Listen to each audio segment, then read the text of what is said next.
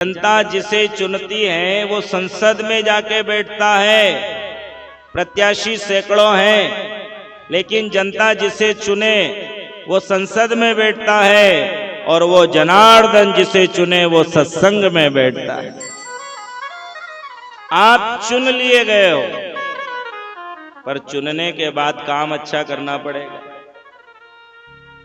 आपको चुना अच्छे काम के लिए है, और चुना हुआ प्रतिनिधि यदि गलत काम करे तो फिर पलटा तो संसार का नियम है। कालक्रमेण जगतः परिवर्तमान चक्रारि पंक्तिरेव गच्छति भाग्य पंक्ति। कुछ समय पहले की घटना है, एक व्यक्ति ने पद का दुरुपयोग किया और किसी व्यक्ति पे घर में जाकर के प्रहार किया। उसको लगा मैं तो चुना हुआ हूं, चुनने के बाद गलत किया तो सुपड़ा सांप हो गया कि नहीं। लेटेस्ट मैटर है इंदौर का। संसार में परिवर्तन होता है भाई। हम यदि परमात्मा के द्वारा योग्य बनाए गए हैं, श्रेष्ठ बनाए गए हैं, अच्छे बनाए गए हैं, तो हमें अच्छे काम करते रहना पड़ेंगे। और यदि अच्छे पद को पाने के बाद, अच्छे परिवार, अच्छे समाज, अच्छे किसी भी परिदृश्य में प्रकट होने के बाद भी यदि हम दुराचार करते रहे तो एक दिन वह पद प्रतिष्ठा सब स्वतः ही समाप्त हो जाएगी।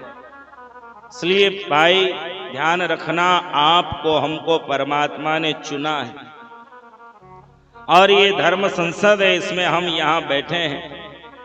अब 7 दिन हमें अपने जीवन में क्या हमें करना है, क्या नहीं करना है, इस मानव जीवन का उद्देश्य क्या है, क्यों भगवान ने हमें मनुष्य बनाया है, और मानव के धर्म क्या है, ये सब समझ के इस जीवन यात्रा को पूर्ण करना सामान्य नहीं होता है। किसी भी ग्रंथ के या संत के आश्रय में बैठना। हमारे ग्रंथ कहते हैं भाग्योदयेन बहुजन्म समर्जितेन सत्संगमं च लभते पुरुषो यदा वै। क्या कह रहे हैं कि मनुष्य का जब भाग्योदय होता है तो आप सोचते हो भाग्योदय हुआ मकान बन गया, भाग्योदय हुआ गाड़ी आ गई, भाग्योदय हुआ लाड़ी आ गई। नहीं भाई, भाग्योदय तब मानना चाहिए जब भगवान की शरण में हम बैठ सके।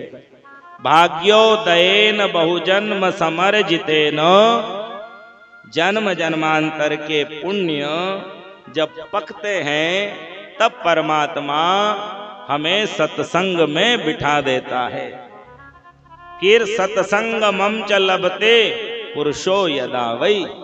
वो सत्संग जब करता है तो उसे आनंद कंद परमात्मा सच्चिदानंद श्री कृष्ण की अनुभूतियां आनंद के रूप में होती।